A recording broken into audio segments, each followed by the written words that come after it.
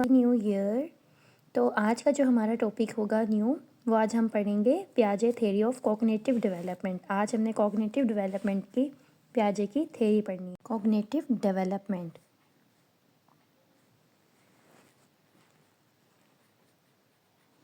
Cognitive development कहते हैं किसको हैं? सबसे पहले तो हम इस पे बात करते हैं।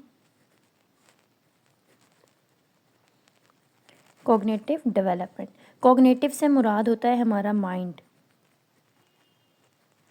ठीक है, माइंड हो गया, हमारा थिंकिंग प्रोसेस हो गया।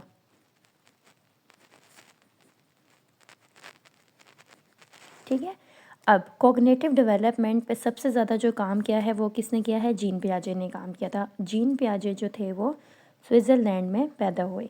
ठीक है, अच्छा अब हमने इनकी डिटेल पे तो नहीं जाना, लेकिन हम बात करेंगे कि इन्होंने क्या काम किया था हमारी कॉग्निटिव डेवलपमेंट पे। जब इंसान एज के साथ साथ बढ़ता जाता है तो जो उसकी कॉग्निटिव डेवलपमेंट होती है, जो उसकी थिंकिंग प्रोसेस होता है, जो उसका मेंटल माइंड होता है, वो भी ज़्यादा से ज़्यादा बढ़ता जाता है। उस हवाले से उन्होंने जो है वो 4 स्टेजेस बताई थी। कौन कौन से स्टेजेस बताई हैं, आए हम वो डिस्कस करते हैं। फर्स्ट स्टेज आती है वो है सेंसरी मोटर। ठीक है, सेंसरी मोटर स्टेज। देन आ जाती है इसकी pre operational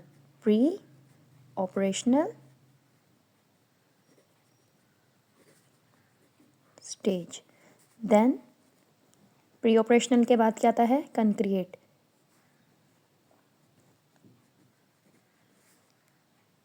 operational. Then number 4 पे फॉर्मल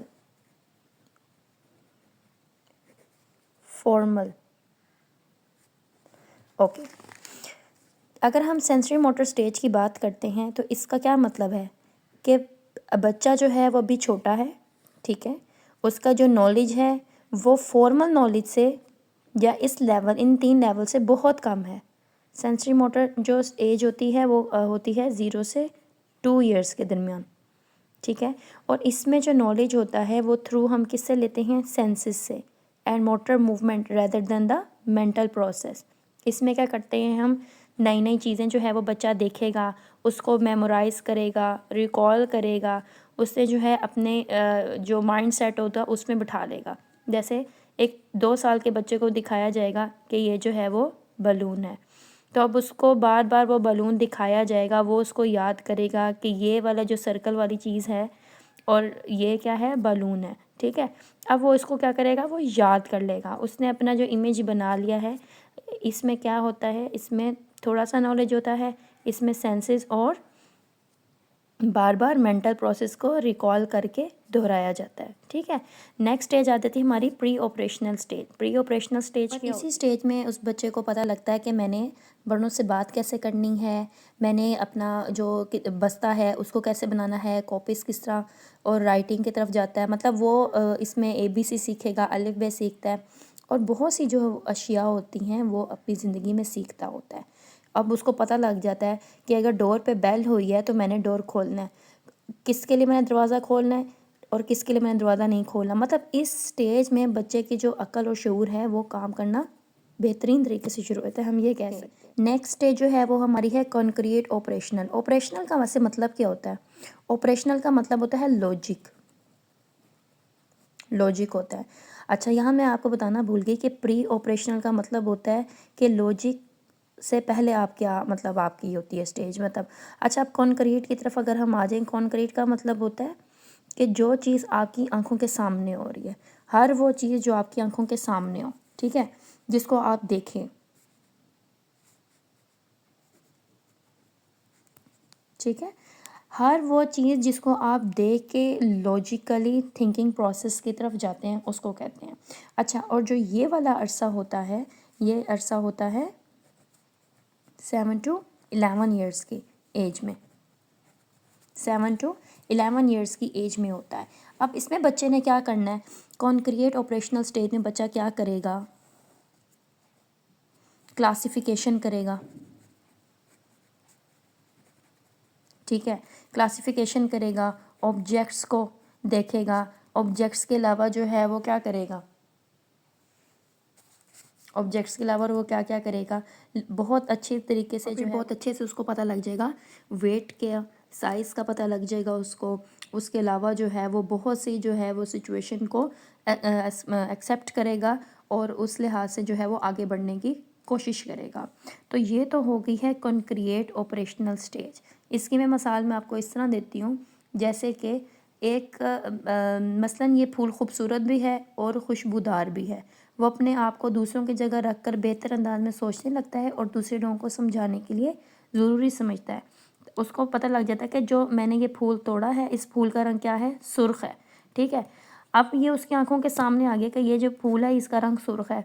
अब अगर मैं उसको ये बताती हूँ कि ये जो तीन जो हैं कॉर्नर, ये इसको कहते हैं ट्राइंगल। अब उसको ये पता लग गया है, अब वो ये जहाँ जहाँ ये वाली शेप देखेगा वो कहेगा कि this is triangle and this is a circle.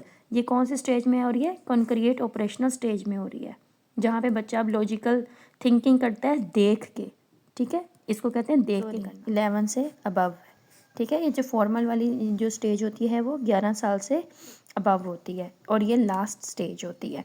इसको क्या कहते हैं, इसको साइंटिफिक भी कहते हैं, साइंटिफिक ऑपरेशनल स्टेज भी होती है। इसमें जो बच्चा होता है वो क्या करता है, बड़ा लॉजिकली तरीके से सीखता है। उसकी जो थिंकिंग होती है वो क्या होती है, एब्स्ट्रैक्ट होती है।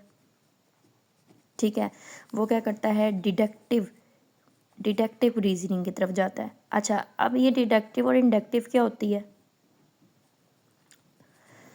डिडक्टिव कहते हैं जो जनरल से स्पेसिफिक की तरफ जाती है। ठीक है, और इंडक्टिव वो होती है जो, इंडक्टिव किसे कहते हैं, जो स्पेसिफिक से जनरल की तरफ जाती है। मतलब इसमें बात क्या समझ आ रही है, मैं आपको इस तरह देती हूँ। जनरल जो है स्पेसिफिक से जनरल की तरफ। आप मसलन आप एक या दो लोगों से मिलते हैं, ठीक है, फिर आप वो कहते हैं कि यार ये बंदा जो है ये तो बड़ा शरीफ है, तो इसके इलाके के जितने भी लोग होंगे वो आप एक जनरल एक व्यू बना लेते हैं कि इसके इलाके के जो लोग हैं वो भी सारे शरीफ ही होते होंगे। ठीक है, अगर आपको एक शख्स मिलता है उसका हिसाब किताब बड़ा अच्छा होता है। ठीक है, अब आप ये कहेंगे कि यार ये जो बंदा है फैसलाबाद का, इसका मतलब है कि फैसलाबाद के तमाम लोग कारोबारी हैं और इनका हिसाब किताब बहुत अच्छा है। एक बंदे से 2-3 बंदों से आप मिलते हैं स्पेसिफिक, और आपने एक अपना जनरल जो है वो बना लिया जहन में कि तमाम लोग ही उस इलाके के इस तरह होंगे। ठीक है, ये स्पेसिफिक से जनरल की तरफ होता है। ठीक हो गया।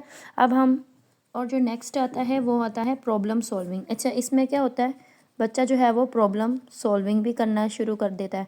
ठीक है, आगे आ जाता है मेटाकॉग्निशन।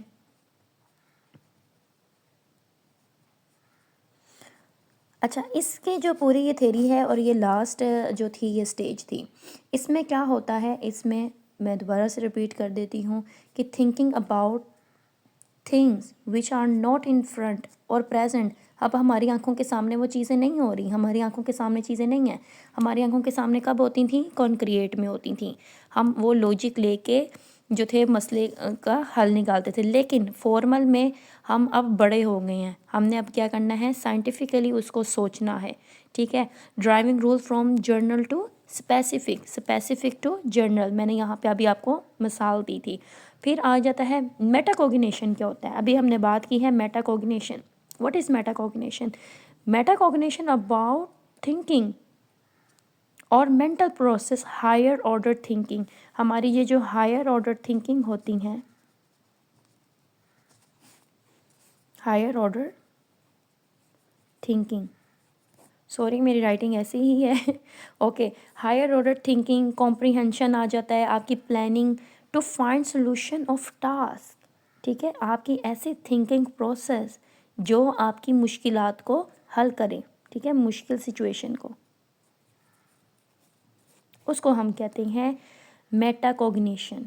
ठीक है, और ये जो है सबसे इम्पॉर्टेंट जो थी पियाजे की, ये तमाम जो चारों की चारों हमने पढ़ी हैं स्टेजेस, ये बहुत इम्पॉर्टेंट है और ये कोग्निटिव डेवलपमेंट में बात करते हैं कि हमने पियाजे की थ्योरी को क्लासरूम में और एजुकेशन सिस्टम में कैसे अप्लाई करना है।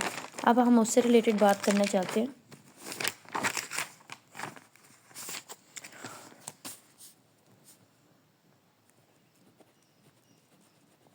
एप्लीकेशन ऑफ पियाजे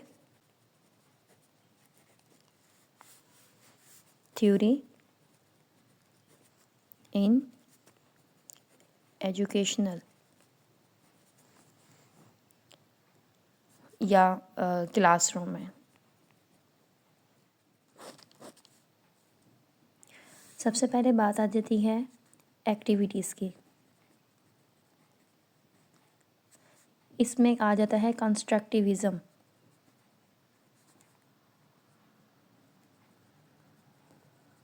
ठीक है, इसमें एक्टिविटीज़ आ जाएंगी, प्रोजेक्ट्स आ जाएंगे, ठीक हो गया, और ग्रुप डिस्कशंस आ जाएंगी।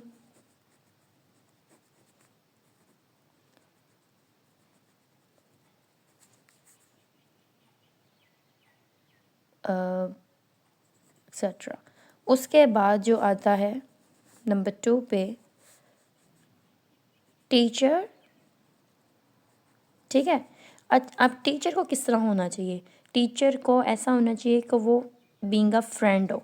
ठीक है, बीइंग अ फ्रेंड। स्टूडेंट्स के साथ मिल के उनकी मिस्टेक्स को जो है वो बताए, मिस्टेक्स को बताए। स्टूडेंट्स जो है वो अपनी मिस्टेक से सीखेंगे। स्टूडेंट्स के जो इंटरेस्ट है, स्टूडेंट्स का जो इंटरेस्ट है उसको देखे। ठीक है, मिस्टेक्स को बताए, मिस्टेक्स को बताएगा। ठीक है, स्टूडेंट्स को इंगेज करेगा। ठीक है, उनके अंदर जो कोलैबोरेशन है, कोलैबोरेटिव एक्टिविटीज़ करवाएगा। खैर, कोलैबोरेटिव एक्टिविटीज़ का जहाँ पे भी नाम आएगा वो कंस्ट्रक्टिव एक्टिविटीज़ आ जाएगा। स्टूडेंट को हमने इंटरेस्ट। अच्छा, जब हम स्टूडेंट्स के इंटरेस्ट की अगर बात करते हैं तो एक क्लासरूम में या मतलब अगर हम एजुकेशन के हवाले से बात करें, तमाम क्लासेस में जो बच्चे होते हैं, मतलब जो 2 क्लास का बच्चा है, जो 10 क्लास का स्टूडेंट है, जो प्ले ग्रुप का है, इन सब लेवल में जो स्टूडेंट्स का जो इंटरेस्ट होता है वो डिफरेंट होता है। ठीक है, हर एक का जो सोच होगी, हर एक का जो इंटरेस्ट होगा वो तो डिफरेंट होगा। अब टीचर को चाहिए उनके इंटरेस्ट के अकॉर्डिंग उनके साथ डील करे, उनको इंटरेस्ट के अकॉर्डिंग उनको पढ़ाए, ऐसा पढ़ाए कि स्टूडेंट को समझ आ जाए बेहतरीन तरीके से, ताकि वो ऑपरेशनल स्टेज तक पहुंच सके, खुद से वो प्रॉब्लम को सॉल्व कर सके, हाइपोथेसिस बना सके। ठीक है, हो जाता है रेडीनेस। इस स्टेज में क्या होता है, एक बच्चे का जो लेवल है, एक प्ले ग्रुप का बच्चा है, 1 और 2, 3 क्लास का बच्चा है, वो बच्चा जो होगा वो स्टोरीज़ की जो पिक्चर्स होगी उसको देख के ज़्यादा अच्छे से समझेगा। मतलब बच्चे को जितनी हम पिक्चर्स दिखाएंगे वो उतना जो है वो पिक करेगा। ठीक है, लेसन को। अगर मैं बात करती हूँ हायर लेवल की, हायर लेवल के जो स्टूडेंट्स होते हैं, हायर लेवल के जो स्टूडेंट्स होंगे वो खाली रीड करके भी समझ लेंगे, खाली रीडिंग से भी वो समझ सकते हैं। लेकिन जो लेवल जो है, स्मॉल लेवल जो है, जो लोअर लेवल है, ठीक है, ये जो स्टूडेंट्स होंगे ये तस्वीर देख के जल्दी चीज़ों को पिक करेंगे। और जो हायर लेवल के बच्चे होंगे जो मतलब चारों स्टेजेस से गुजर चुके हैं, मतलब कॉन्क्रिएट, सेंसरी और फॉर्मल स्टेज, मतलब इन सारे स्टेजेस से गुजर चुके हैं ना, तो वो क्या हो जाता है, हायर लेवल हो जाता है। तो विदाउट पिक्चर देखे, विदाउट प्री ऑपरेशनल के, विदाउट एनी कॉन्क्रिएट के, बग़ैर देखे वो चीज़ों को पढ़ के इमेजिनेशन कर सकते हैं, समझ सकते हैं। इसी चीज़ को कहते हैं। ये थी तमाम पियाजे की एजुकेशनल थेरी के बारे में था। सबसे पहले क्या करना है, स्टूडेंट ने कंस्ट्रक्टिविज़म करनी है। ठीक है, कंस्ट्रक्टिविज़म के बाद टीचर जो है वो एज अ फ्रेंड होना चाहिए, टीचर एज अ फैसिलिटेटर होना चाहिए। देन स्टूडेंट का जो इंडिविजुअल होते हैं इंटरेस्ट, बात हो रही है इंडिविजुअल की। ठीक है, इंडिविजुअल इंटरेस्ट को हमने देखना है। उसके बाद जो लास्ट आ जाती है वो रेडनेस होती है। बच्चे के इंटरेस्ट के अकॉर्डिंग हमने देखा कि बच्चे का लोअर लेवल है, हायर लेवल है, कौन सी क्लास का बच्चा किस तरह बातों को समझ सकता है, कौन सी क्लास का बच्चा जो है वो हायर लेवल पर है। तो इन तमाम 4 स्टेजेस को देख के हम कॉग्निटिव थ्योरी को अप्लाई कर सकते हैं इन आवर एजुकेशन या क्लासरूम में।